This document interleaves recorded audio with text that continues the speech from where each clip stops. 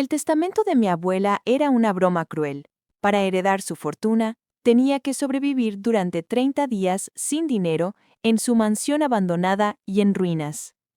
Mis codiciosos tíos observaban, esperando que fracasara. Yo pensaba que su último deseo era un castigo. No tenía ni idea de que era un rastro de migas de pan que me llevaría a la verdad sobre quién era ella y en quién estaba destinada a convertirme yo. Mi abuela, Matilde Álvarez, no era una mujer cálida y tierna. Era una matriarca, una titán de la industria, una mujer tallada en granito y una ambición silenciosa y calculadora. Yo la había querido, por supuesto, pero era el tipo de amor que un pequeño y nervioso soldado raso siente por un general de 5 estrellas, distante y profundamente intimidante. A sus ojos, yo era una decepción, una chica tranquila y artística con una montaña de deudas estudiantiles y una notable falta de su propia ambición despiadada. Por eso, cuando me convocaron a la lectura de su testamento, no esperaban nada. Me senté en el sofocante despacho de abogados con paneles de madera, una pequeña e insignificante isla de ropa de segunda mano, a la deriva en un mar de los costosos atuendos de luto de mis parientes. Mis tíos, Marcos y Beatriz, eran las estrellas de este espectáculo. Se sentaron en las lujosas sillas frente al escritorio del abogado, sus rostros una perfecta y ensayada actuación de solemne dolor. Pero sus agudos y codiciosos ojos, brillaban con la emoción del inminente botín financiero. El abogado, un hombre tan viejo y seco como los documentos que leía, comenzó. Enumeró algunos legados menores a organizaciones benéficas, y luego llegó al evento principal, la disposición del patrimonio Álvarez. Una fortuna que se rumoreaba ascendía a decenas de millones. La totalidad de mi patrimonio restante, leyó el abogado, su voz monótona, incluyendo todas las propiedades, acciones, bonos y activos líquidos, la dejo en su totalidad a mi amada nieta, Clara. El silencio en la sala fue absoluto. Me quedé mirando, con la mente en blanco, y entonces miré a mis tíos. Sus rostros, que habían estado tan llenos de una expectativa engreída y confiada, eran ahora una máscara de pura, desagradable y profundamente satisfactoria conmoción. Pero entonces el abogado se aclaró la garganta. Sin embargo, hay una condición. Las sonrisas engreídas y depredadoras comenzaron a reaparecer en los rostros de mis tíos. La herencia de mi nieta, continuó el testamento, depende total y completamente de la finalización exitosa de una única tarea final. Deberá, por un periodo no inferior a 30 días consecutivos, residir sola en mi antigua y actualmente deshabitada mansión de campo, la casona de los Álvarez. El abogado me miró por encima de sus gafas. Los términos son específicos. Debes llegar solo con la ropa que llevas puesta, sin dinero, sin teléfono, sin contacto exterior. Debes sobrevivir con lo que puedas encontrar dentro de los límites de la propiedad. ¿Tus tíos?, señaló a mis ahora radiantes parientes, han sido designados como los supervisores oficiales de esta prueba. Se les permite visitarte una vez por semana para confirmar que no has abandonado el terreno. Si fallas o si te rindes en cualquier momento, la totalidad del patrimonio pasará a ellos. La sala volvió a quedar en silencio, pero esta vez fue un silencio diferente. Era el silencio de una broma cruel y profundamente personal, un último acto póstumo de guerra psicológica de una abuela a la que nunca entendí de verdad. No me estaba dando un regalo, me estaba castigando por mi debilidad, por mi falta de su propio implacable instinto de supervivencia. Me estaba arrojando a los lobos. Y acababa de entregarles a mis codiciosos y ahora muy felices tíos las llaves de la jaula. El abogado me llevó a la casona esa misma tarde. Fue un viaje de 2 horas fuera de la ciudad, adentrándose en el campo salvaje y descuidado. Me dejó al pie de un largo, sinuoso y profundamente inhóspito camino de entrada. Las enormes puertas de hierro forjado se cerraron detrás de mí con un gemido, como las puertas de una prisión. Levanté la vista hacia la casa. No era el hogar hermoso y vibrante que recordaba vagamente de mi infancia. Era una ruina, una silueta oscura, gótica y profundamente intimidante contra el cielo gris e implacable. Las ventanas estaban tapiadas, la quintura se desconchaba. Los jardines eran una jungla salvaje y enmarañada. Mis tíos pensaban que esto era una prueba de mi resistencia, un juego que estaban seguros de que perdería. Mi abuela, pensé mientras una lluvia fría y dura comenzaba a caer, simplemente había diseñado el castigo más elaborado y cruel que pudo imaginar. No tenía ni idea de que la prueba no consistía en sobrevivir a la casa. Se trataba de que la casa, y el secreto olvidado y la historia profundamente importante que guardaba, me salvaran a mí. Empujé la pesada puerta de roble. Gimió, un sonido bajo y gutural de protesta, el ruido de una casa que había estado dormida durante mucho tiempo. El aire que me golpeó desde el interior era frío y estancado, denso con el olor a polvo, a piedra húmeda y el tenue perfume a papel en descomposición. Una espesa capa de polvo gris cubría cada superficie, volviendo el aire brumoso en los delgados rayos de luz de la tarde que atravesaban las mugrientas ventanas tapiadas. Mis primeras horas en la casona de los Álvarez fueron una lenta y escalofriante lección sobre la realidad de mi nueva situación. Esto no era un juego, era una prisión. El abogado había dicho la verdad. La electricidad estaba cortada. El agua de los grifos corría de un color marrón oxidado y furioso antes de agotarse por completo. Mi mundo ahora se definía por la luz moribunda de la tarde y la absoluta oscuridad de la noche que se avecinaba. Pasé lo que quedaba del día en una búsqueda frenética y en gran parte infructuosa de lo básico para sobrevivir. Encontré una pila de sábanas viejas con olor a húmedo en un baúl de cedro, pero eran delgadas y ofrecían poco consuelo contra el frío cortante que ahora se filtraba por el suelo. Encontré unas cuantas velas a medio quemar en un cajón de la cocina, sus mechas quebradizas por la edad. La noche, cuando llegó, fue de una negrura absoluta y aterradora. Me acurruqué en un gran sofá cubierto con una sábana en el salón principal, mi cuerpo envuelto en una polvorienta cortina de terciopelo que había arrancado de una de las ventanas. La casa, que había estado en silencio durante el día, ahora estaba viva con una sinfonía de sonidos extraños. El viento aullaba entre los aleros con un sonido bajo y lúgubre. Los viejos huesos de madera de la casa gemían y se asentaban a mi alrededor, y en las paredes podía oír el constante, diminuto e inquietante correteo de cosas invisibles. No dormí.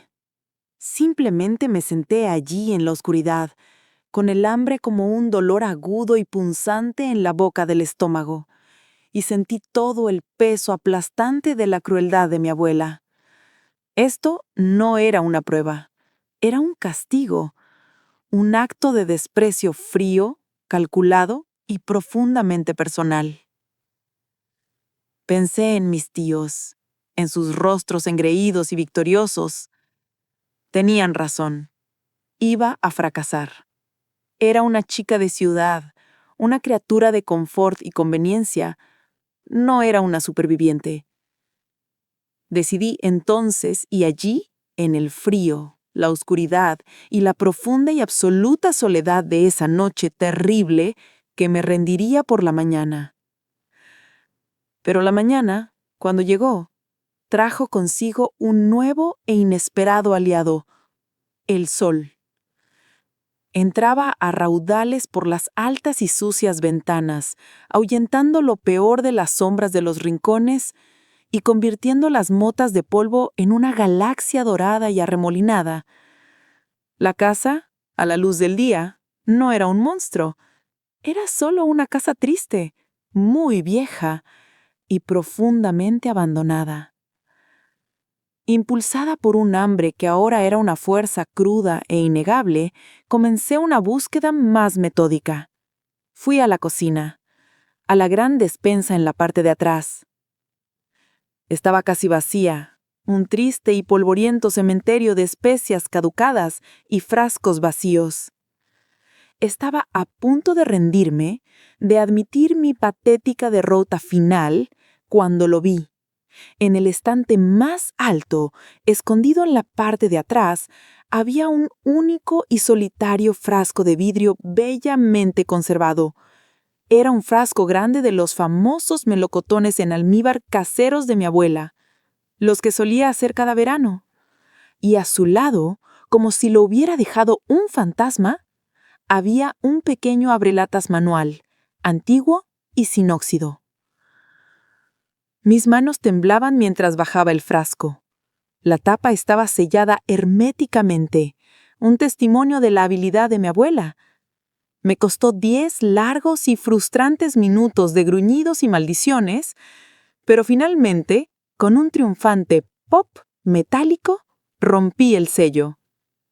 Me senté en el polvoriento suelo a cuadros de la vieja cocina de mi abuela, bajo un rayo de sol dorado de la mañana, y me comí esos melocotones con las manos. Fueron la cosa más deliciosa que he probado en toda mi vida. Sabían a verano. Sabían a una vida que había olvidado. Sabían a esperanza. Me senté allí. El almíbar dulce y pegajoso era una explosión de energía pura y vital en mi estómago vacío. Era algo pequeño, un simple bote de melocotones en un estante alto, pero no era algo al azar. Mi abuela había sido una planificadora, una estratega, una mujer que pensaba con 10 movimientos de antemano. Y esto, lo supe con una certeza repentina y absoluta, no era solo comida. Era un mensaje, una pista. Miré a mi alrededor, a la vasta, silenciosa y ahora mucho menos intimidante casa, y me di cuenta de que este lugar no estaba vacío en absoluto. Era un rompecabezas, un mapa, y yo acababa de encontrar, de la manera más deliciosa e inesperada posible, la primera pieza. Mi misión ya no era solo sobrevivir, era explorar, buscar, entender. Comencé una exploración metódica, habitación por habitación, no como una ocupa buscando restos, sino como una arqueóloga buscando señales de una vida que me había sido ocultada. La casa era una cápsula del tiempo. Cada habitación un capítulo diferente de la vida de mi abuela Matilde. El gran salón formal estaba lleno de los fantasmas de la poderosa y exitosa mujer de negocios en la que se había convertido. Pero fue en los espacios pequeños, olvidados y más personales, donde comencé a encontrar a la verdadera ella. Su estudio fue lo más revelador de todo. No era el frío despacho corporativo que esperaba. Sí, una pared estaba forrada de suelo a techo con imponentes libros encuadernados en cuero sobre finanzas y economía. Pero las otras paredes estaban llenas de poesía, de literatura clásica, de novelas gastadas, muy queridas y profundamente sentimentales. Era una habitación de una contradicción secreta y profunda. Fue allí, mientras mis dedos recorrían los lomos de los libros, que lo encontré. Un único volumen que estaba completamente fuera de lugar. Era un libro de botánica, sobre el lenguaje de las flores, escondido entre la biografía de un magnate del petróleo y un tratado de derecho corporativo. Lo saqué del estante. No era un libro, era una caja, ahuecada, con el interior forrado de un suave terciopelo descolorido, pero estaba vacía. Mi corazón se hundió. Un callejón sin salida. Pero cuando fui a volver a colocar el libro caja en su sitio, mis dedos rozaron la parte trasera de la estantería, y lo sentí. Un pequeño cric, casi imperceptible. La sección entera de la estantería, la que sostenía los densos y aburridos volúmenes de derecho corporativo, se giró silenciosamente hacia adentro, revelando una habitación pequeña, oscura y completamente oculta. Mi abuela, la mujer de los secretos, tenía un estudio secreto. Entré. El aire estaba cargado del olor a papel viejo y tinta seca, y allí, sobre un pequeño y sencillo escritorio de madera bellamente tallado, había un único objeto, un diario grueso, encuadernado en cuero y de aspecto profundamente personal. Me senté en su silla oculta, un lugar donde nadie más que ella se había sentado durante décadas, y con una reverencia que no sabía que poseía, abrí la primera página. La caligrafía no era la escritura fuerte y segura de la matriarca que conocía, Era la escritura joven, esperanzada y ligeramente incierta de una chica. 14 de septiembre de 1955. Comenzaba la primera entrada. Hoy cumplo 16 años y he decidido que no seré la esposa de un granjero. No viviré ni moriré en este pueblo polvoriento. Tengo mente para los números y tengo un sueño de un mundo más grande que este. No sé cómo llegaré ahí, pero lo haré. Lo juro. Me senté en el suelo del estudio secreto de mi abuela.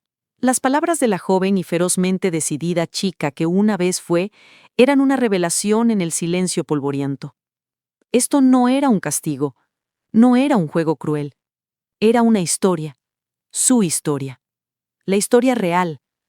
Una historia que había ocultado al mundo, a sus propios hijos codiciosos y decepcionantes, y que por alguna extraña, maravillosa y misteriosa razón me había elegido a mí, la nieta tranquila, artística y poco ambiciosa, para encontrarla. Miré el libro en mis manos. En el lomo, en una pequeña y elegante caligrafía dorada, había 2 simples palabras. Volumen 1. Mi abuela no solo me había dejado una pista, me había dejado una biblioteca. Y supe, con una certeza que era un calor nuevo, poderoso y reconfortante en mi pecho, que esta vieja casa encantada estaba llena de ellas, y mi trabajo durante los siguientes 29 largos y ahora muy emocionantes días era encontrarlas todas. Pasé las siguientes 3 semanas en una búsqueda del tesoro a través del paisaje del pasado de mi abuela. La casa, que una vez fue una prisión fría e intimidante, era ahora un mapa, una caja de rompecabezas, y cada habitación contenía una nueva pieza de la extraordinaria vida de la mujer que tan mal había entendido. Ella no era solo una matriarca, era una leyenda, y yo era su única y última alumna. La búsqueda era su plan de estudios. La pista en el primer diario, el que encontré en el estudio secreto, era una simple rima infantil sobre las estrellas. Me llevó, después de un día entero de búsqueda, al viejo y abandonado cuarto de los niños en el 3er piso. Allí, escondido en un baúl polvoriento, debajo de un montón de mantas de bebé de mi propia madre, estaba el segundo volumen. Este diario era diferente. No era la historia de una chica decidida y ambiciosa. Era la historia del primer y único amor verdadero de una joven. Leí sobre un hombre cuyo nombre no era el de mi abuelo. Un brillante, amable y joven artista, sin un céntimo al que su propia familia rica y poderosa le había prohibido ver. Leí sobre sus encuentros secretos, sus planes de escapar juntos, de un amor tan brillante y condenado como una estrella fugaz. El diario terminaba abruptamente con una única entrada manchada de lágrimas y desgarradora. Él se ha ido, y estoy sola. La pista en ese diario me llevó a la gran biblioteca.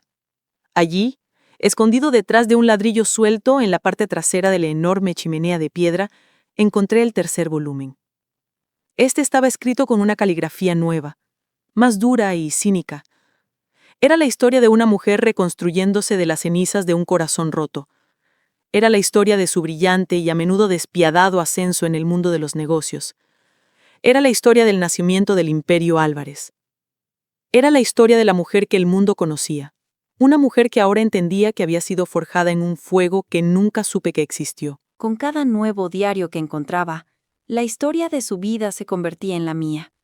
Y mientras leía, yo también vivía mi propia historia de supervivencia. Aprendí a encender fuego en la vieja chimenea. Aprendí a encontrar las setas comestibles y las bayas silvestres que crecían en los rincones olvidados del jardín. Adelgacé, sí, pero también me hice más fuerte, más ingeniosa, más segura de mí misma. Me di cuenta de que era la nieta de mi abuela, en algo más que el nombre. Las visitas semanales de mis tíos, Marcos y Beatriz, se convirtieron en una fuente de diversión silenciosa y satisfactoria. Llegaban, sus rostros una máscara de falsa y lastimera preocupación, esperando encontrarme hecha un desastre, llorando y lista para rendirme. «No es demasiado tarde para renunciar, Clara», dijo mi tío Marcos en su segunda visita, con un brillo engreído y depredador en su ojo. No hay vergüenza en admitir que no puedes con esto. Pero no me encontraban llorando, sino sentada tranquilamente junto a un fuego crepitante, con un diario encuadernado en cuero en mi regazo y el rostro sereno. Mi nueva y duramente ganada paz los enfurecía. No podían entenderlo. Veían la casa como un castigo. No tenían ni idea de que en realidad era un aula. Sostenía el quinto y penúltimo diario en mis manos, la historia de los últimos años de mi abuela, de su propia maternidad, a menudo difícil. Había aprendido sobre su desamor, su ambición, su vida tranquila y a menudo solitaria. La prueba que me había puesto, una prueba que ahora estaba segura de que siempre supo que superaría, estaba a punto de terminar. Ya no tenía miedo, estaba lista. Mis tíos debían llegar para su última inspección oficial en unos pocos días. Venían a esta casa esperando reclamar una fortuna. No tenían ni idea de que yo ya había encontrado el verdadero tesoro, uno que no se podía comprar ni vender, y ahora por fin estaba completamente lista para mostrarles exactamente lo que valía. El golpe en la puerta principal cuando llegó fue una intrusión discordante. Eran ellos, mis tíos, Marcos y Beatriz, llegando para su última inspección oficial. Y estaba segura, triunfante. No corrí, no me escondí. Caminé hacia la puerta con un nuevo y desconocido sentido de propósito en mi corazón. Eran un espectáculo digno de ver.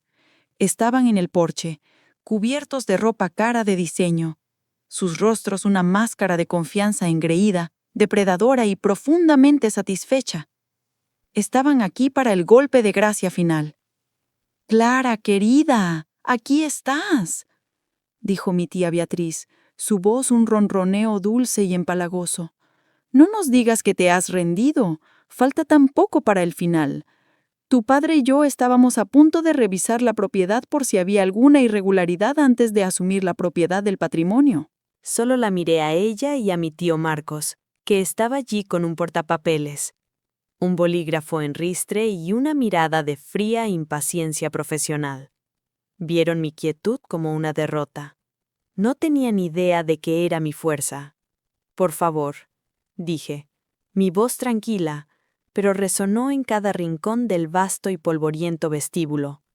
«La prueba ha terminado, y creo que ambos necesitan ver los resultados». Entraron, un rastro de barro de sus zapatos caros manchando los suelos de madera originales. Caminaron hacia el salón principal, hacia la chimenea donde yo había encendido un fuego pequeño, acogedor y muy real, y vieron los diarios. Una pila ordenada de ellos, del volumen 1 al volumen 5, sobre la pequeña mesa de centro de caoba. Un hermoso e innegable monumento a una vida que habían creído simple y sin valor. Mis tíos se quedaron mirándolos, con la boca ligeramente abierta. «¿Sabías, tío Marcos?», comencé, mi voz una cosa tranquila y peligrosamente serena, «que la abuela escribió sobre ti en sus diarios, sobre la vez que rompiste su taza de té de porcelana favorita y le echaste la culpa al perro? Dijo que eras un niño bueno, pero que siempre tenías miedo de asumir la responsabilidad». El rostro de Marcos se puso blanco. La historia era de su infancia, un secreto que solo él y su madre podían haber conocido. «¿Y tú, tía Beatriz?», continué, volviéndome hacia ella, con una pequeña, fría y profundamente compasiva sonrisa en mi rostro. «¿Sabías que también escribió sobre ti?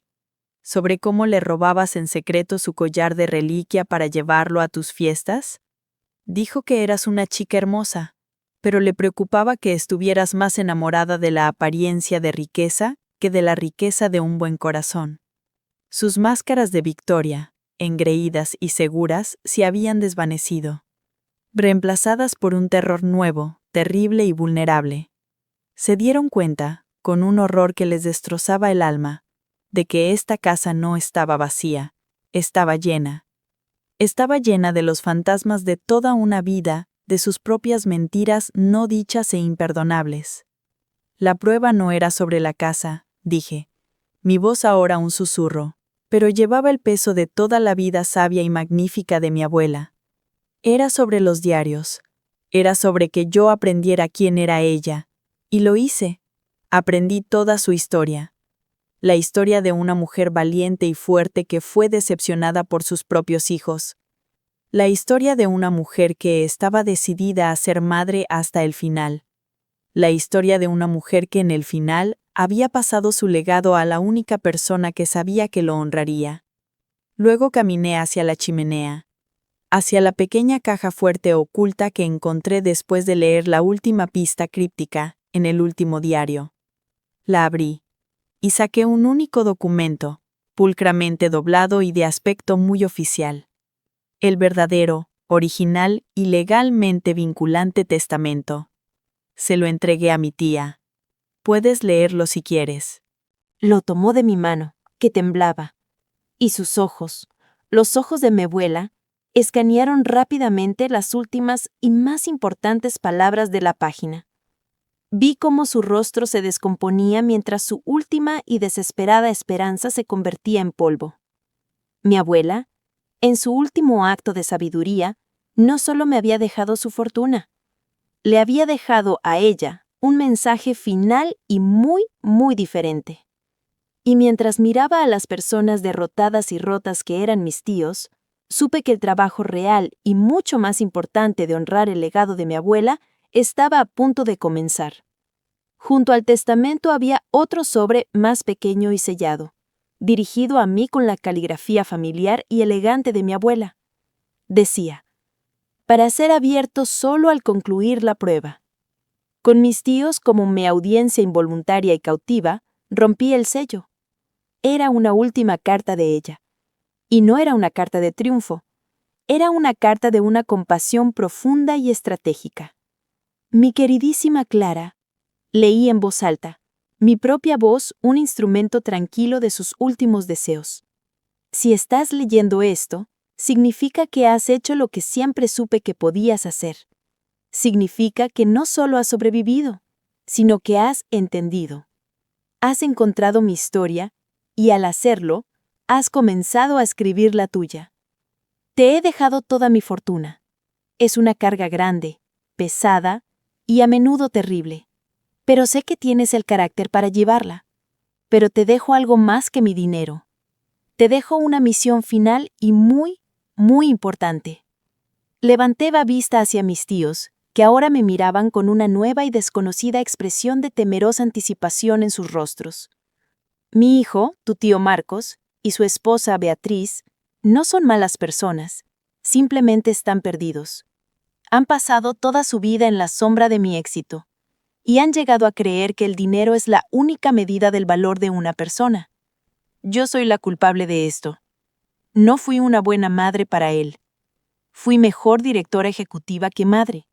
Y ese es el único y mayor arrepentimiento de mi vida. No deseo castigarlos con la pobreza, continuaba la carta. Deseo curarlos con un propósito. Por lo tanto, el testamento tiene una última condición no negociable. Una parte del patrimonio se utilizará para establecer la Fundación Familiar Álvarez, una organización benéfica dedicada a las artes y a la preservación de la historia local. Todas las cosas que tu tío siempre ha llamado frívolas. Y tú, mi querida Clara, serás su presidenta. Y tus tíos, dando el brillante jaque mate final, si desean recibir su propia y generosa herencia anual del patrimonio, no tendrán más remedio que aceptar un puesto. Trabajarán para ti, para la fundación, durante los próximos 5 años. Aprenderán con el trabajo de sus propias manos que un legado no es algo que se hereda, sino algo que se construye. La historia no termina con una victoria, sino con un nuevo y desafiante comienzo. Ha pasado 1 año. Estoy sentada a la cabeza de una gran mesa de caoba pulida. No estoy en una sala de juntas corporativa. Estoy en la biblioteca recién restaurada de la Casona de los Álvarez, que ahora es la sede oficial de la Fundación Familiar Álvarez. La sala está llena de la cálida luz del sol de la tarde y del murmullo tranquilo y respetuoso de una reunión de la Junta. Mis tíos están allí. No son las mismas personas engreídas y arrogantes de hace 1 año. Son más silenciosos, son más humildes, y para mi profunda e interminable sorpresa, son buenos en su trabajo. Mi tío Marcos, con su aguda mente para los negocios, se ha convertido en un recaudador de fondos brillante y sorprendentemente apasionado. Mi tía Beatriz, con sus amplias conexiones sociales, se ha convertido en una formidable organizadora de eventos para nuestras galas benéficas. No son solo mis empleados. Somos, por primera vez en nuestras complicadas vidas, una familia. Una familia extraña, rota y ahora por fin sanando de verdad. Mi abuela no solo me había dejado una casa llena de sus recuerdos, me había dejado un mapa que me habría llevado no solo a mi propia fuerza, sino a la bondad oculta y olvidada en los corazones de las mismas personas que una vez pensé que eran mis enemigos. No solo me había enseñado su historia, con su último y más brillante acto de amor, me había convertido en la autora de la nuestra. Una historia absolutamente brillante y madura sobre la increíble previsión de una abuela y una prueba que fue mucho más que simple supervivencia. ¿Qué te pareció la impactante condición final de la abuela en su testamento? Déjanos tu opinión en los comentarios. Si te conmovió esta poderosa historia sobre la sanación de una familia, por favor muestra tu apoyo dándole al botón de me gusta y asegúrate de suscribirte para más historias emotivas y que invitan a la reflexión. No olvides hacer clic en la campanita de notificaciones para no perderte ninguna de nuestras publicaciones. Gracias por vernos y nos vemos en la próxima historia.